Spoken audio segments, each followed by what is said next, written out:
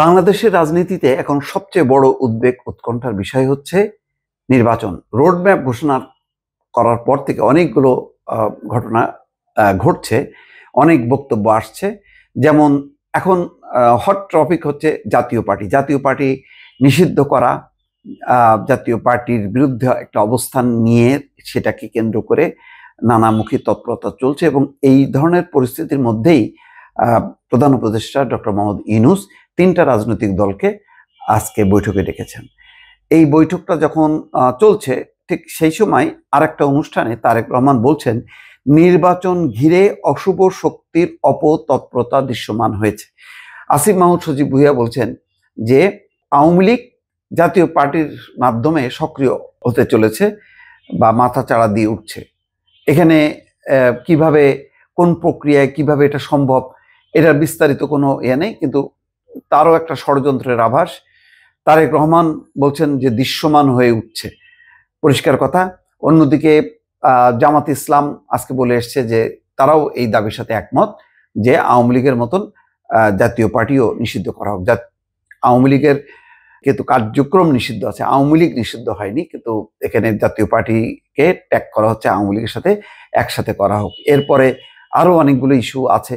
তাহলে জাতীয় পার্টি হইলে কেন ওয়ার্কার্স পার্টি না, কেন জাসদ, ইনু না, এরকম অনেকগুলো তো দল আছে। যাক, মোট কথা এই যে সামগ্রিকভাবে পরিস্থিতি, এই পরিস্থিতিতে বিএনপি মনে করছে যে একটা অশুভ কোনো তৎপরতা চলছে। আসন্ন জাতীয় নির্বাচন ঘিরে নানা ষড়যন্ত্রের ডালপালা মেলতে শুরু করেছে বলে মন্তব্য করেছেন বিএনপির ভারপ্রাপ্ত চেয়ারম্যান তারেক রহমান। তিনি বলছেন যতক্ষণ পর্যন্ত একটা অবাধ, সুষ্ঠু এবং নিরপেক্ষ নির্বাচনের মাধ্যমে সরাসরি ভোটে জনগণের কাছে দায়বদ্ধ এবং জবাবদিহিমূলক একটি গণতান্ত্রিক সরকার প্রতিষ্ঠিত না হবে ততক্ষণ পর্যন্ত গণতন্ত্র ঝুঁকি মুক্ত নয়। তার মানে গণতন্ত্র ঝুঁকির মধ্যে পড়ে গেছে।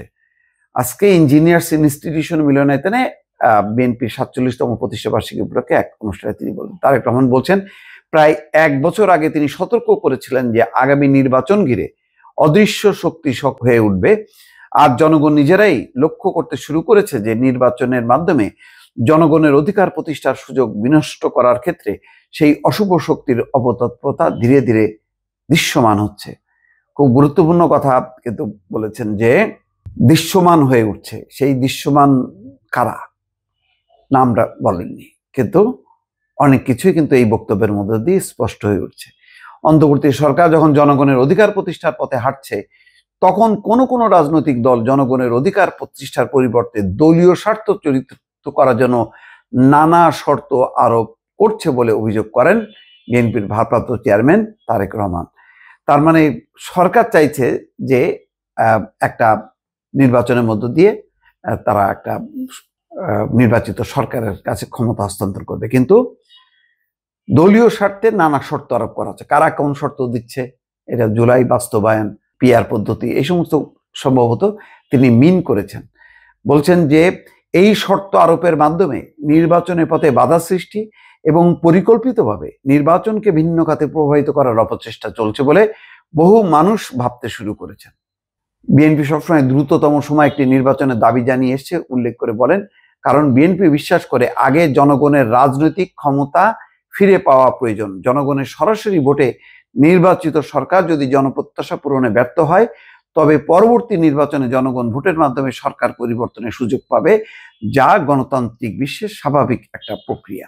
দর্শক, অনেক কিছু ইঙ্গিত করে কিন্তু তিনি বলছেন। সত্যি সত্যি কি তাহলে নির্বাচনটা নিয়ে একটা অশুভ শক্তি ব্যাপকভাবে তৎপর? সেই তৎপরতার নানা লক্ষণ কি আমরা গত 2-3 দিন ধরে দেখছি, বা সারা দেশে যেই পরিস্থিতি বিরাজ করছে সেটা কি তারই অংশ কিনা? নিশ্চয়ই এই প্রশ্ন জনগণের মধ্যে উঠতে থাকবে। ভালো থাকবেন। আল্লাহ হাফেজ।